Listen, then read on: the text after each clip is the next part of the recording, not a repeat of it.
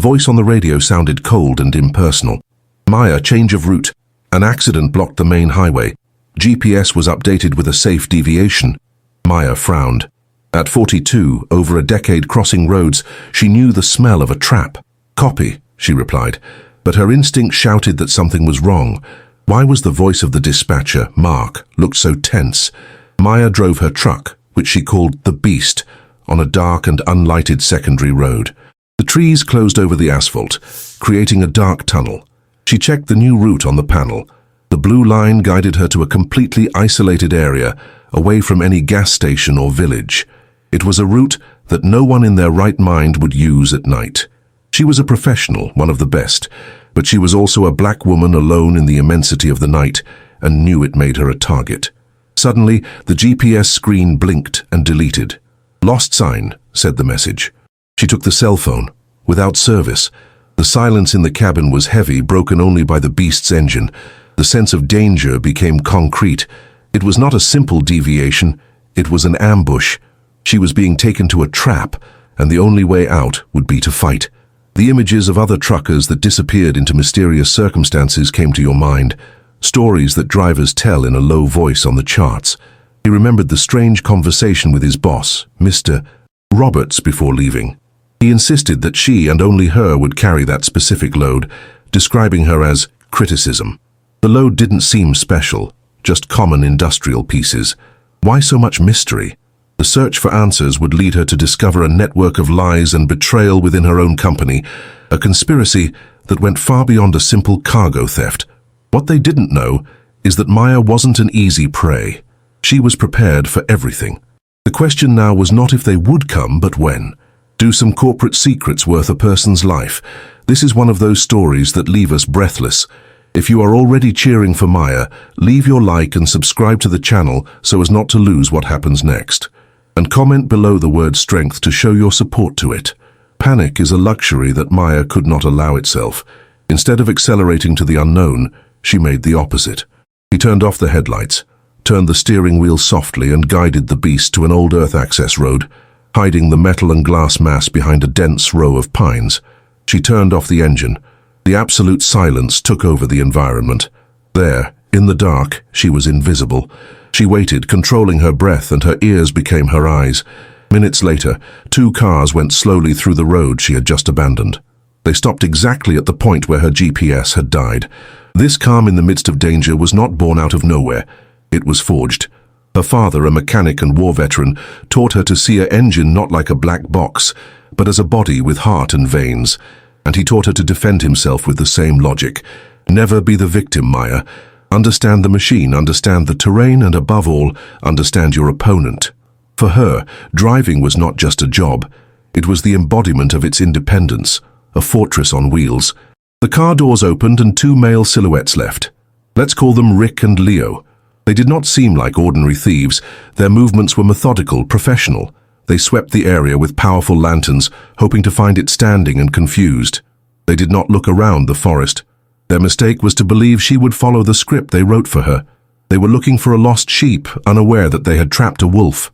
Road culture was a world apart, a silent fraternity with its own codes, but it was also a battlefield for fierce corporate rivalries. Companies such as Global Transit, directed by the ruthless Henderson, were known as dirty tactics to eliminate competition. Maya had already heard stories, but never thought she would become the protagonist of one of them. The tense conversation with Mark, the dispatcher, now made perfect sense. He was not worried about an accident. He was confirming the position of the target. Maya moved without making noise inside the dark cabin. From a compartment hidden under the seat, she took a disposable cell phone, a burner she kept for emergencies. The signal was almost non-existent, with just a flashing bar. It was all she needed. His fingers typed a short and coded message for his only trust contact, an old trucker named Ben. The message said, Route C, problem, Cargo 7. Ben would understand. Route C was the relief code for an ambush. Load 7 was the key. Outside, the frustration of men began to show. Rick and Leo realized she wasn't where she should. The prey had disappeared. One of them took a car out of the car, a thermal scanner. Maya saw the weak shine of the device and her blood fell. They could not see it, but the warmth of the beast engine, even turning off, would denounce it. Standing was no longer an option. The initial adrenaline, fear, gave way to cold, sharp anger. They were not treating her as a professional, but as a disposable piece in her dirty game. They underestimated it. The goal now was not just to survive, it was to retaliate. Through the silence of the night, fragments of their conversation came to her. The boss said she had to disappear tonight. Where is she? The mention of his name confirmed. The attack was personal. They were not just behind the load. They were after her. And then, the name of the rival company was pronounced Global Transit. The suspicion became a fact. Henderson, the CEO of Global Transit, wanted more than just a contract. He wanted to permanently eliminate competition, and it was the example. Mark, the dispatcher, handed her a tray to them. Betrayal was the hardest part of swallowing. Did she need to warn her business? But how, if the threat came from inside? Hundreds of miles away on a noisy truck stop, Ben's cell phone vibrated. He read Maya's message, and the expression on his aged face changed. Route C, Load 7. He got up, leaving the coffee in half. The code was clear as the day. Cargo 7 did not refer to the current load, but to an incident that occurred 2 years ago, when he and Maya carried a lot of high-value electronic prototypes together and were almost intercepted by thieves. It was a work from Global Transit. It was their signature. Ben started making calls, activating an informal network of loyal and experienced drivers. A race against time had started. Maya's confidence in Ben was absolute. Years ago, her truck broke in hostile territory. Ben, who was on the same route, stopped and stood by his side for 2 days, fixing the engine and ensuring that the local vultures kept distance. They did not need many words. Their respect was built with grease and steel under the pressure of the road. Meanwhile, hidden in the darkness, Maya used a small flashlight to examine the manifesto of the load. Her eyes went through the numbers until she found a discrepancy. The total declared weight was lower than the real weight she felt when driving. She knew her beast, every creak, every effort. The load was heavier than it should be. They were not just industrial pieces. There was something more hidden inside the boxes, something valuable enough to justify such an elaborate and dangerous operation. The discovery changed everything. This was not a simple corporate sabotage to steal a client. The cargo itself was the prize. What was she transporting? The question hammered in his mind. Suddenly, she was not just fighting for her life. I was protecting a secret that I didn't even know existed. A secret by which Henderson and Global Transit were willing to kill. And it seemed your own company was involved.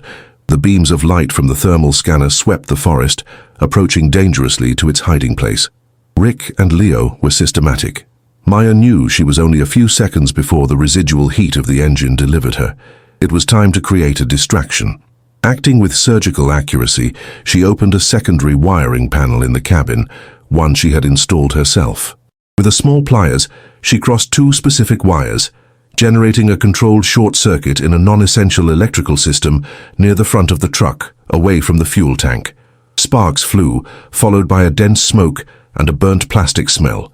The bait worked. "Fire there!" one of them shouted. The 2 ran toward the smoke with their weapons in hand, waiting for her to panic. But Maya was no longer there. Using the distraction, she slid out of the cabin from the passenger side and plunged into the darkness of the forest, circulating behind them. The wind brought her voices to her. One of them was not talking to his partner, but to a radio, and the voice that came out of the device made the world of Maya collapse. "What is the status? Have you taken it?" The voice was squeaking but unmistakable. It was Mark, his dispatcher, the man who should be his lifeline, his logistical support, the man who sent her to this trap. The revelation was a punch in the stomach, more painful than any physical threat. The anger he felt before was a bars. Now it was hell. The betrayal of a stranger was a business risk. The betrayal of one of his was a statement of war. Your mission has changed instantly. It was no longer to escape. It was about exposing them all. While Rick and Leo investigated the electric failure, Maya, driven by a cold fury, slid back to the truck's cabin. They thought they had trapped her. As soon as they knew they had just locked her along with their weapons, she now had a name, a voice, and a proof. The game had turned. The hunter was inside the trap and was about to close her inside. Back in the dark sanctuary of the cabin, the first thing Maya did was secure the test. With firm hands, she activated the dashcam system regardless of the beast, which recorded audio and video and had her own battery. She sailed quickly through the files and found the recording of his last call with Mark, his voice falsely calm, instructing her to catch the safe deviation. It was all she needed, the voice of the traitor, immortalized in a digital file. It was his weapon, more powerful than any firearm. Outside, the confusion of Rick and Leo became nervous. The small electric fire had already been extinguished. There was no sign of Maya. They reported Mark on the radio, and anxiety in his voice was palpable on the other side. "Find it! Now! My neck is at stake if she escapes with this load." The dynamics of power has changed. The previously confident hunters were now under pressure from their boss. They began to make mistakes, sweeping the area less carefully, frustration clouding its judgment. It was the moment Maya expected. She took a deep breath, put her hand on her ignition key, and spun her. The beast's engine roared, a thunder that tore the silence of the night. The main lights blinked, turning the dark scene into a blinding stage. Rick and Leo, caught by surprise in the middle of the beam of light, froze for a second. They expected a frightened victim hidden in the woods. Instead, 18 Wheel's own beast had awakened, and Maya was in charge. The surprise element was total. They raised their weapons but hesitated. The image of a 40-ton truck coming toward him was something for which no training had prepared them. Maya didn't move. She just stayed there, with the engine snoring, the fixed lights in them. The message was clear. The time to hide was over. She was no longer running away. She was dictating the terms of the confrontation. The hunt had been officially cancelled, and a new battle was about to begin. The hesitation of the men was short-lived. They were professional.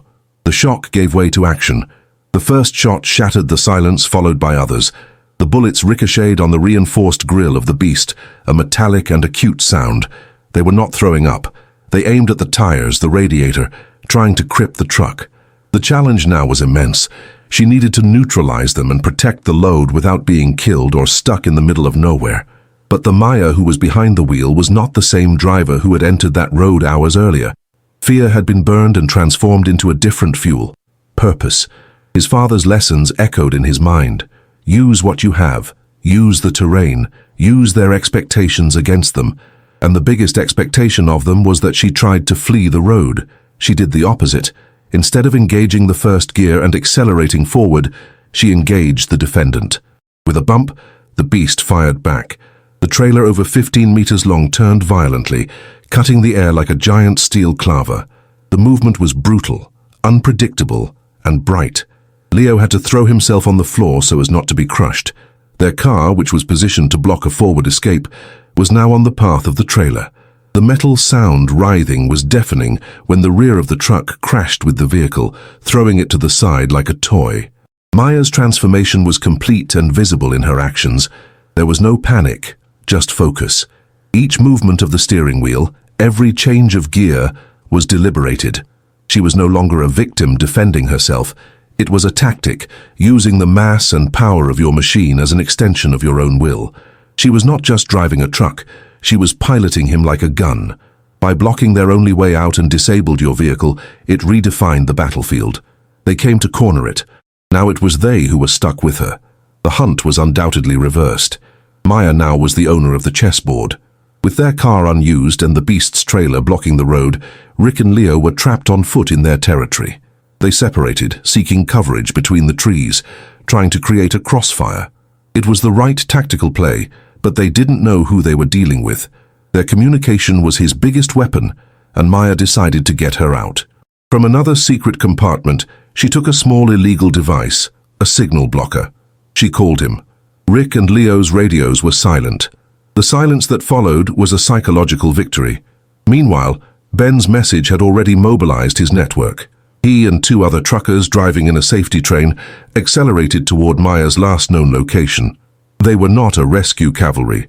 Ben knew Maya was more than able to take care of himself. They were the cleaning team, coming to ensure that the evidence and criminals were handed over to the right authorities, not to any local sheriff in the pocket of global transit. They were the guarantee of justice. The situation was a tense impasse.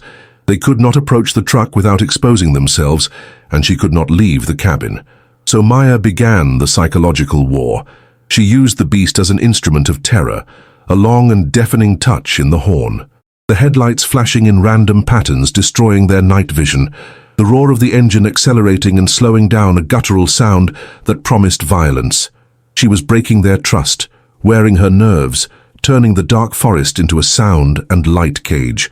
Every minute that passed, the dynamics changed. Rick's frustration and Leo was palpable. They came as predators, hunting an easy prey, but now they were being hunted by an invisible and relentless force. They were no longer dealing with a trucker. They were facing a ghost that controlled a metal beast. The preparation for the final confrontation would not be with weapons, but with the breach of their will to fight. The impasse was broken. Leo, the most impulsive and now isolated from the lack of communication, decided to risk it. He began to move through the forest, trying to flanking the truck to get a clean shot angle in the cabin. Maya, who watched each shadow, anticipated the movement. Her patience had beaten. Your answer was bold. She didn't shot. She didn't try to escape. Instead, she turned on all the LED spotlights she had installed on her beast, turning the night, illuminating the forest with a cruel white light that exposed Leo completely. Then she took the radio PA microphone. His amplified voice echoed through the trees as the voice of an entity. "Leo, your partner fled. Rick took the payment and left you behind." It was a lie. A calculated bluff, designed to break the only thing left to them, mutual trust. Across the clearing, Rick heard his voice and froze. The signal blocker, the pressure, the psychological war of Maya, all culminated in that moment of doubt. He couldn't contact Leo. The idea of betrayal seemed plausible. At that moment of hesitation, Maya acted. She accelerated the beast, not toward Leo, but toward an old, dead oak that rose beside him. The impact was cataclysmic. The ton tree ranged and collapsed, falling exactly where Maya predicted. She did not hit Leo but arrested him, blocking his way and making him loosen the gun in a state of shock. Seeing that demonstration of calculated power and believing being abandoned, Rick panicked. He turned and ran, disappearing in the darkness of the forest. Maya turned off the engine. Silence returned, but this time it was the silence of victory. She came down from the cabin, calm, every deliberate movement. Its transformation was complete.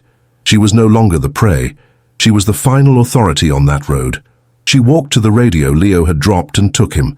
Maya pushed the transmission button on Leo radio, which was now free from her blocker interference. "Mark," she said. His voice was pure ice. Across the line there was a shocked silence, followed by the sound of a panting breath. The ghost was talking to him. "The load is safe," Maya continued, savoring every word. "And I have a new delivery to you. I have the recording of your voice sending me to the trap.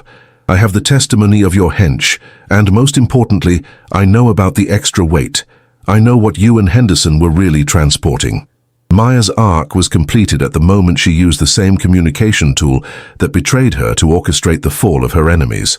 She informed Mark that an independent trucker train led by Ben was minutes away to secure the crime scene and the cargo to federal authorities, not for his corrupt contacts. Maya's revenge was not an explosion of violence, but a weather and cold dismantling. It was the justice of the road.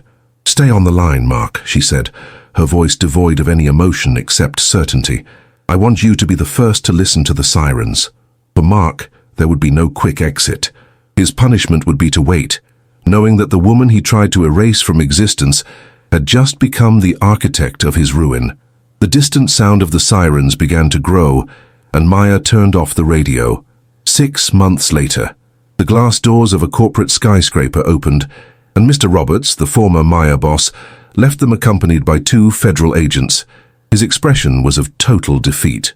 The investigation, which began by Maya's irrefutable tests, Mark's recording, Leo's testimony, who changed information for protection, and especially the discovery of hidden load, high-tech military microchips, had not only the global transit from Henderson, but also revealed the rot within his own company.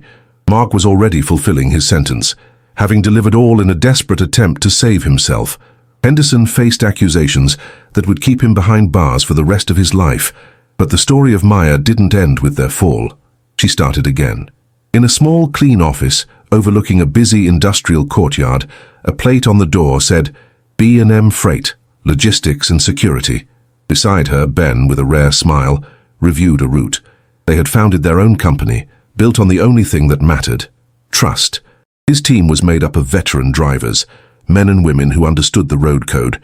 They specialized in carrying the loads that no one else daring to play.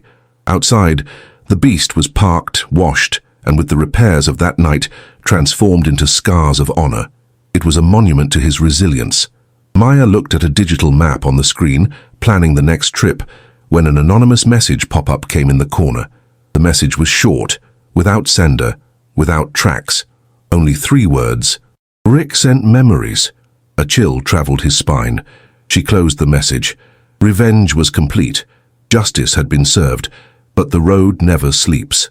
Surveillance was a permanent price to pay for freedom, and Maya was ready to pay him. Maya's journey shows us that the greatest strength does not come from gross violence but from intelligence, courage, and refusal to be a victim. Her revenge was a masterpiece of strategy, proving that sometimes the pen, or in this case a radio, is more powerful than the sword. What did you think the way it turned the game? If you have watched here, we want to know. Comment below. I watched until the end. Your support moves us to bring more stories like this. Maya's story had her outcome, but her journey on our channel is just beginning. Click on the video that is now appearing on your final screen to dive into another breathtaking narrative about justice and overcoming. We guarantee you will be arrested from start to finish. Thanks for your audience, and we see each other in the next story.